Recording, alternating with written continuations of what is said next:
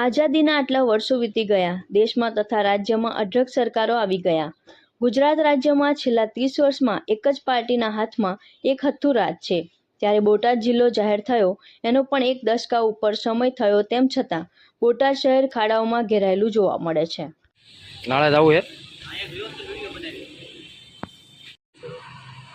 નામ આપનું સાહેબ, આપણા જે ડેપો છે એની અંદર ઘણા બધા પ્રશ્નો છે. ખાસ કરીને રોડ રસ્તાની બહુ ખરાબ હાલત છે, ઉપરાંત ગંદકી છે, જાડી ઝાકરા થઈ ગયા છે. શું કહેશો?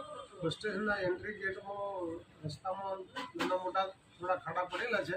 એ બાબતે અમે અમારી વડી કચેરી ભાવનગર ખાતે જાણ લેખિત મૌખિકમાં કરેલ છે અને આગામી ટૂંક સમયમાં આ કામગીરી પૂર્ણ કરવામાં આવશે.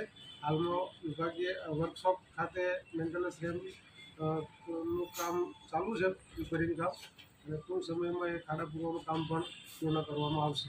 સર, ખાસ કરીને આપણા જે કેમ્પસ છે, કેમ્પસની અંદર બહુ જાડી ઝાકરા થઈ ગયા છે અને અનેક પ્રકારના જે રેસ્ટોરન્ટમાંથી જે વેસ્ટ મટીરિયલ બધું અહીંયા નાખવામાં આવતું હોય છે, ગંદકી થતી હોય છે. મેન્ટેનન્સ માટે કોઈ જવાબદારી કોઈને સોંપવામાં આવી છે? અહીંયા 4 સફાઈ કામદારો દ્વારા સફાઈ કામગીરી બસ સ્ટેશનની કરવામાં આવે છે અને વધુમાં અમે નગરપાલિકાનો સહયોગ પણ મેળવીને રેગ્યુલર જેટલું જે કચરાનો નિકાલ થાય એ પ્રકારની કાર્યવાહી હાલમાં ચાલુ છે. છતાં જે વિલંબ છે અમારા દ્વારા પૂર્ણ કરવામાં આવશે. એટલે સાહેબ, ખાસ કરીને એક રેસ્ટોરન્ટ છે જેણે જે આઈટી બાયપાસ જે રસ્તો છે, બહાર નીકળવાનો રસ્તો છે, બ્લોક કરી અને ત્યાં શેડ નાખી દેવામાં આવ્યા છે. એ દૂર કરવાની જવાબદારી છે.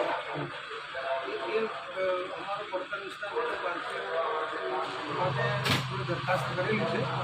નવું પાર્કિંગ બનાવવા માટેની વિભાગીય કચેરી દરખાસ્ત મોકલી આપવામાં આવી છે.